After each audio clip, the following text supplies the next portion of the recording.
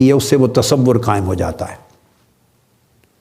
اور پھر اس تصور پر کچھ چیزیں اور ایڈ ہوتی ہیں جو میں نے آپ کو بتایا، مطابق واقعہ، اس کی صحت، وہ پھر تجربے سے، بار بار تکرار سے، بار بار مشاہدے سے اور فہم سے اور سوچ بچار سے، جب تفکر سے، تعقل سے، یہ تدبیر جب یہ ایڈ ہوتی ہیں تو پھر وہ علم بن جاتا ہے، اس میں پختگی آ جاتی ہے، جب شک نہیں رہتا، اس میں وہم نہیں رہتا، تردد نہیں رہتا، تو پھر وہ علم ہو جاتا ہے۔ مگر تصوری پھر آگے علم کی شکل دھارتا ہے، تصوری علم کی شکل دھارتا ہے۔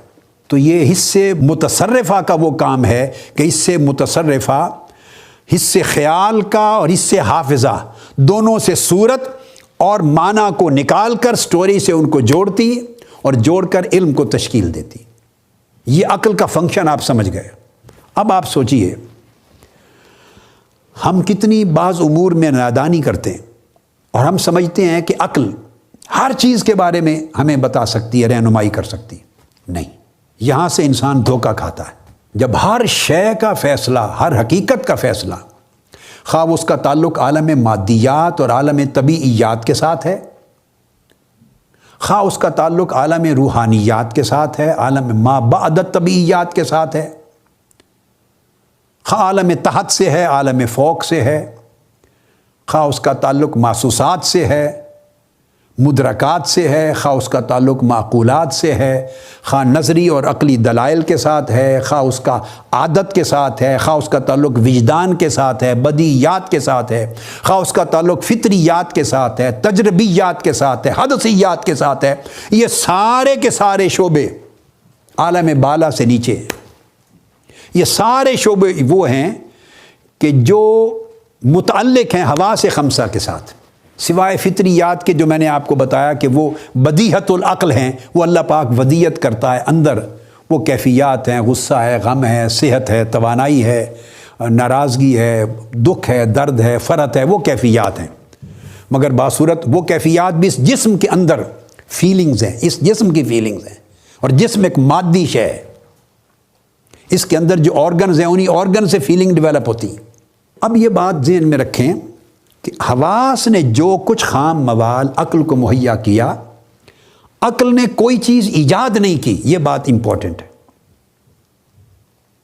عقل نے علم ایجاد نہیں کیا، عقل نے ترتیب دیا اس سارے مواد کو جو حواس خمسہ سے پہنچا تھا۔ میں نے آپ کو پورا پروسیس سمجھا دیا، عقل نے تو صرف جوڑا۔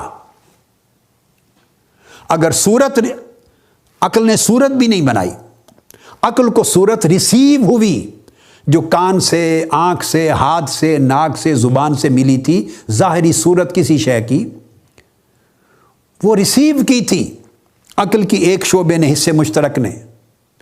عقل نے تو اس کا معنی بھی نہیں سمجھا، معنی بھی جو چیز پانی جس چیز کے لیے کہا جاتا ہے، آنکھوں نے وہ یا لفظ نے پانی کا وہ معنی منتقل کیا تھا، عقل نے معنی بھی ریسیو کیا تھا۔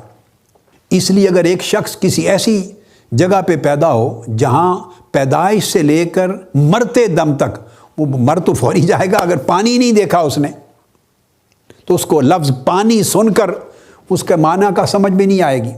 ایک آدمی اندھا پیدا ہوا تو وہ سفید، سیاہ، پیلا، نیلا رنگ میں تمیز ہی نہیں کر سکتا چونکہ اس کی آنکھ نے دیکھا ہی نہیں۔ ایک آدمی پیدائشی بہرا پیدا ہوا، وہ آواز کو سن ہی نہیں سکتا۔ اس لیے آپ نے دیکھا ہوگا بہت سے بچے جو پیدائشی بہرے پیدا ہوتے ہیں وہ گونگے بھی ہوتے ہیں، چونکہ بچہ جو بولتا ہے وہ سن کر بولنا سیکھتا ہے۔ وہ سنتا ہے کہ یہ ماں کہتی ہے ماما کہو، وہ ماما کا لفظ سنتا ہے، امی کا لفظ سنتا ہے، سن کے پھر وہ جب سال ڈیڑھ سال میں وہ زبان کھولتا ہے تو امی کا لفظ بولے گا۔ اللہ کا لفظ والدین سناتے ہیں تو وہ اللہ بولے گا۔ جو الفاظ وہ روز مرہ گھر میں سنتا ہے وہ الفاظ سن کر اسی سماعت سے اس کا بولنا بنتا ہے۔ وہ بولتا ہے، وہ پانی کہے گا، وہ جو کچھ اس کی سمجھ میں آئے گا، بعض چیز کو لفظ کوئی نہیں سمجھ سکتا تو الٹا پلٹا کر کے ایک لفظ بنا لیتا ہے، مگر اس کے پیچھے بھی ایک محسوسات کا، سننا دیکھنے کی چیزیں ہیں، سنا ہوا ہے۔ تو جو بچہ پیدائشی بہرا ہوتا ہے اس نے کوئی لفظ ہی نہیں سنا، کوئی لفظ نہیں سنا، وہ آٹومیٹیکلی گونگا ہو جاتا ہے، حالانکہ اس کا گونگا پن اس کی کوئی منہ یا زبان کی کسی تکلیف کی وجہ سے نہیں ہوتا، چونکہ اس نے کوئی لفظ سنا ہی نہیں، تو اب وہ بولے کیا؟ ہمارے کئی احباب ہیں، میں نے ان کی بیٹیاں ہیں مثلاً، تو اس لیے پھر ٹریننگ دیتے ہیں. آپ دیکھتے ہیں کہ بہروں اور گونگوں کے لیے ایک باقاعدہ سکولز ہوتے ہیں، اسپیشلائز بچوں کے لیے اسپیشل سکولز ہوتے ہیں، اسپیشل چلڈرن کے لیے. تو وہ ان کو خاص طریقے سے وہ سکھاتے ہیں، ہاتھوں کے اشارے کے ساتھ بتا رہے ہوتے ہیں کہ وہ دماغ ان کی کسی چیز کو سمجھے. تو وہ گونگا اس لیے بن جاتا ہے کہ اس نے سنا نہیں. اگر مادرزاد نابینا ہے تو اس کو تمیز ان چیزوں کی نہیں ہوگی. کسی میں حصے شامہ پیدائشی طور پہ نہیں ہے، وہ خوشبو اور بدبو میں سونگ کے تمیز ہی نہیں کر سکے گا. علی ذی القیاس حواس، جو کچھ اس نے حواس نے مہیا کیا، عقل نے ان کو ریسیو کیا. یہ بات بڑی امپورٹنٹ ہے، اس سے ایک نتیجہ اخذ کرنا چاہتا ہوں.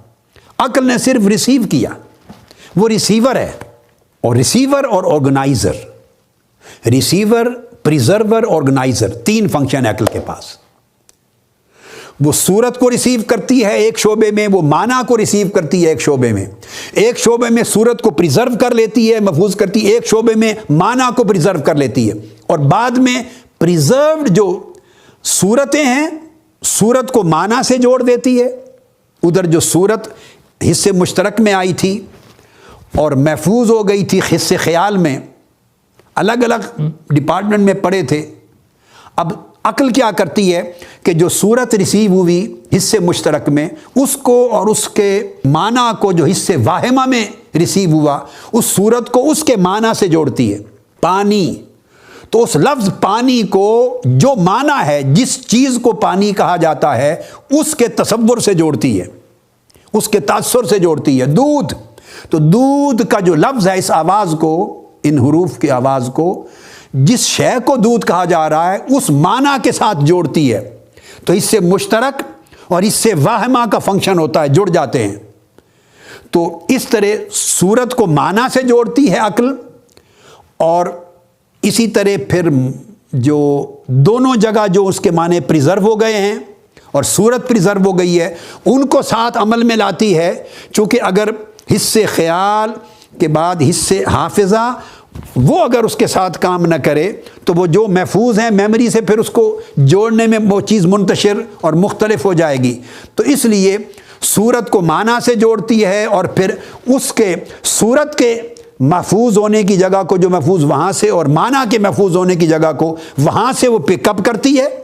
صورت کو اس کے حصے خیال سے پک اپ کرتی ہے، اور معنی کو حصے حافظہ سے عقل اٹھاتی ہے.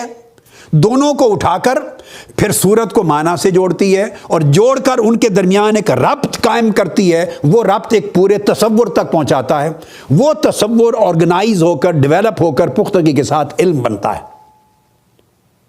تو اگر صورت عقل کو نہ ملی تو عقل کچھ نہیں کرے گی، معنی عقل کو نہیں ملا، عقل کچھ نہیں کر سکتی.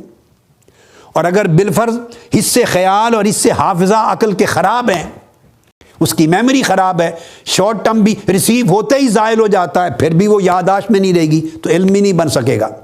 یہ سارے خانے بیک وقت کام کرتے ہیں. پانچویں خانے کے اندر حصے متصرفہ متخیلہ کے تحت چاروں شعبے کام کرتے ہیں.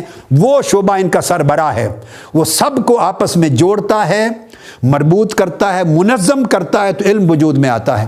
تو اب پتہ یہ چلا کہ اگر آنکھ نے کسی چیز کو دیکھا ہی نہیں تو اس کا تاثر بھی عقل کو منتقل نہیں ہوگا، نہ اس کی صورت نہ معنی. تو عقل اس شے کے بارے میں علم مہیا نہیں کر سکتی جس کو کبھی بھی آنکھ نے نہیں دیکھا. کان نے جس آواز کو سنا ہی نہیں، عقل اس کے بارے میں کوئی تصور اور پھر تصور کے بعد علم مہیا نہیں کر سکتی، چونکہ اس کو بنیادی طور پہ خام مواد ہی نہیں ملا.